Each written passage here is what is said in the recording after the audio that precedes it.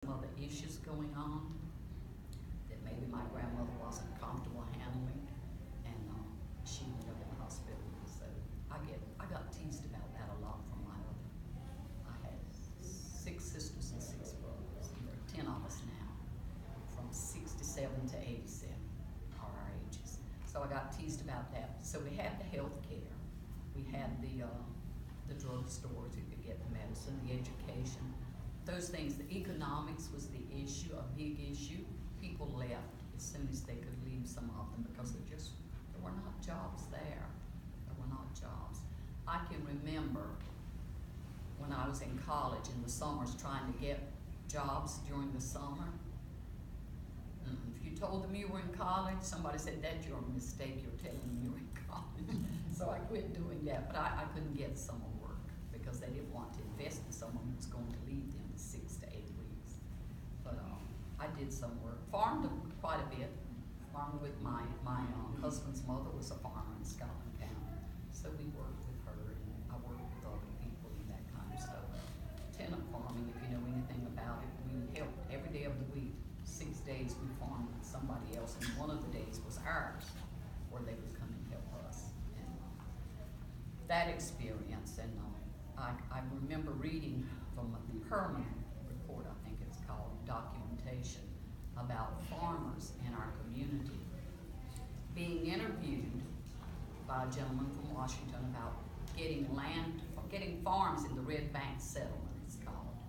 And my father and his brother and a number of other gentlemen were interviewed. Mr. Chesley Locklear is where this gentleman stayed. They would go there and do the interviews, trying to get farms. And in the documentation I remember reading about, 1 year my father's total income was $75 with 5 children and a wife. And I kept thinking, well, his mom and daddy must have helped him out. They were merchants, they farmed, they had all kinds of other things going on. But it's amazing. But I guess that $75 during that time in 1935 went a long ways compared to $75 today. But that experience is part of what I know has driven me about education, about getting an education. And I went to Pembroke undergraduate. I did my master's from Appalachian on what I call weekend college and summer college. The professors would come to our NCP. Then I decided I wanted one of those terminal degrees, and I went to Greensboro. And that was a whole nother awakening. That was a whole nother, not from the people so much, the professors and all, but it was a whole new experience for me being in that place. But I knew I could do the work. I always believed that. If somebody can tell me what they want me to do, then I can do it, and I'll do a quality job. So I had that experience getting my doctorate degree at Greensboro. Met some good people. But what I experienced, the discrimination, I call it, the bigotry that I experienced there was more intellectual bigotry than racial. I mentioned earlier about race being the obvious one. And I talked to one professor from A&T. She was black, Sarah. And Sarah said, Sarah Kirk, that when they would go to nightclubs, Sarah was fair. Sarah was as fair as I am. She said when they would go to nightclubs, that they would hold up a brown paper bag or grocery bag. And any black in the group that was darker than that paper bag did not get in. See, that was within the black community. And I said, Sarah, you gotta be kidding me. She said, no, they hold that bag up in a minute. She said, if you were darker than that bag, you did get in, even if it's split up apart. And I had that experience at a movie theater in London. Went with a young man who was in the Marines, and they told him he could sit down in the bottom, but I would have to go up in the top, and he didn't know what was going on. Just all kinds of things like that. But the thing in Greensboro that I experienced was intellectual bigotry. People believing that I wasn't as smart as the white students who were there, and proving myself over and over. And one professor finally said to me, he said, after we had a test, he said, now, you're pretty smart. He says, I read your paper, and he said, but you don't talk much in class. I said, well, I don't talk Dr. Scansoni, unless I have something to say. I said, I'm just not one of these people in the class who's going to take up 15 minutes talking about myself. If it's relevant to our discussion, then yes, I said, I'll say something. But he treated me different after that first test, because I decided that he must have thought I was less than, not as smart as somebody else. But that's been my experience, and I've lived in Pembroke all my life, and devoted myself to education, to public education at the university level and in public schools, and I still enjoy that. And I guess I'm what you call a professional volunteer now, with our Pembroke elders and our church group of elders and our elders in Hood County, the Hawkeye group, they run those folks. But I haven't had some of those experiences that other people have had, but I stood in the stairwells, I'll share this with you. I stood in the stairwell at UNCG and I cried. Because I had gone through this routine. Someone told me I had to go get immunizations. This is when there was the outbreak of measles at NC State and the other campuses. So I'd gone through all that. I hate needles.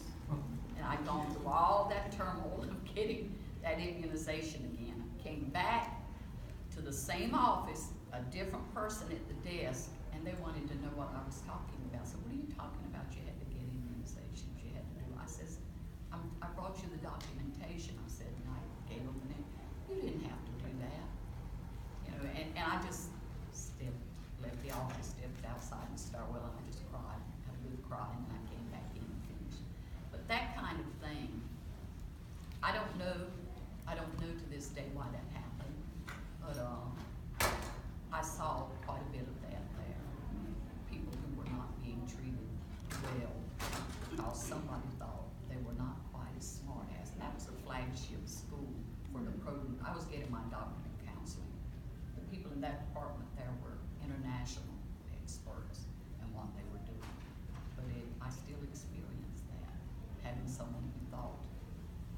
In fact, one professor, when he had conversations with me, would say, if you finish your degree. It was always, if you finish.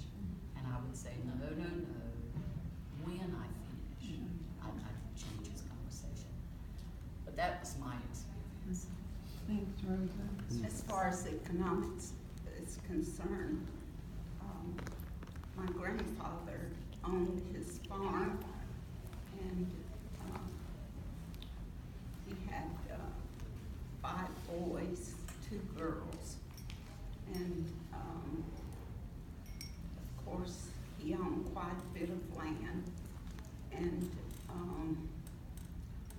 because he had sons who didn't care about taking care of the land and helping him work and retain the land, he hired my dad as a hired hand. And my dad came from Saddle Tree. He grew up, his dad married 3 times, and he survived 2 wives.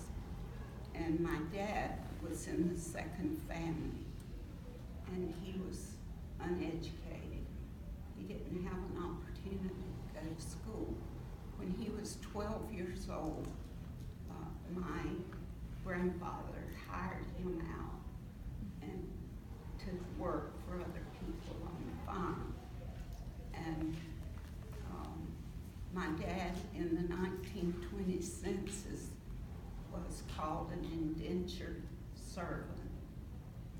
But he came to there live when he was 15 years old.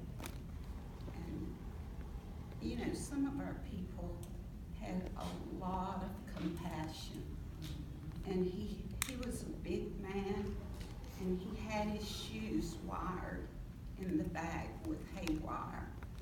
And he often told this story that my grandmother said to him. She was sitting on the porch in the swing, and she said, "Son, come up here on the porch." And my dad came on the porch, and she said, "Turn around." And he turned around, and she looked at his shoes, and she said, "No mother's child should have to wear shoes like that. And she said, would you go to Paid Supply and tell Ira McNeil to give you a pair of shoes and charge them to me?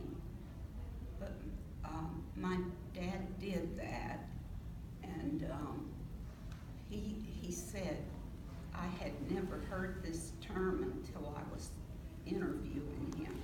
He said, I did day work. You know, that meant not working on the farm, but going away. He worked with the WPA, is that the correct? In Enfield. That's where he worked for quite a while.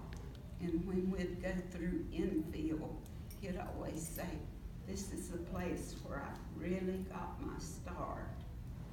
But talking about caste system, my dad didn't want my mother to marry him because he said he didn't have anything, he was uneducated.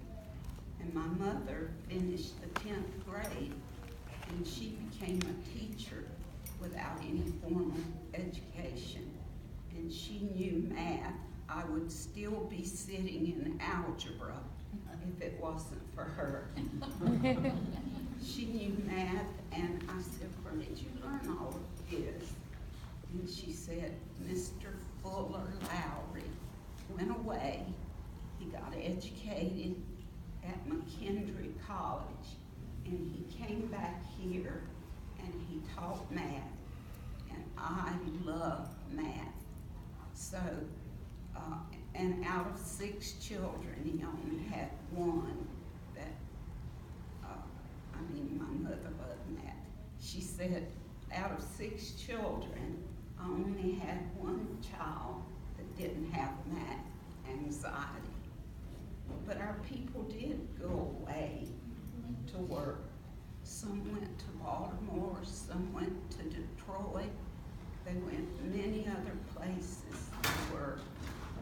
And speaking of health care, I remember Dr. Robinson, but you know what? I also remember Dr. Roscoe McMillan, that he was so good to our people.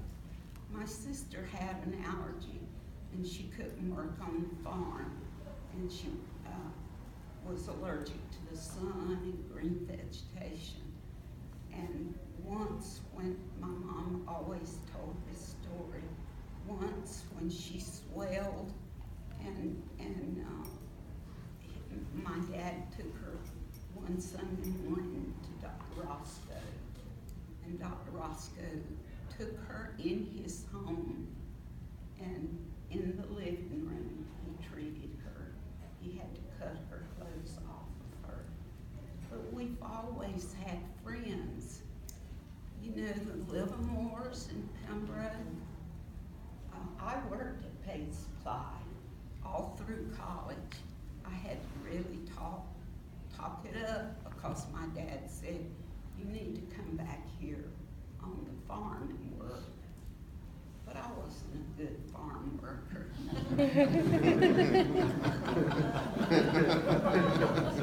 My siblings say that I was lazy, but I tell them that I was the smartest one because I knew how to get out of that work. Once when I got my report card, my dad was way back in a field plowing, and I took my report card to show it to him, and he said, Shug, as long as you bring in a report card like that, I don't care whether you work on this farm or not. And so that was my ticket. I did my undergraduate work at Pembroke because I came from a large family, and 2 of my sisters attended Coker College. We couldn't go to college in other colleges in North Carolina, but here Coker in Hartsville, South Carolina, came to Pembroke and recruited students. And so two of my sisters attended there. And my brother went to Wake Forest. So I was very close to my brother. And he had a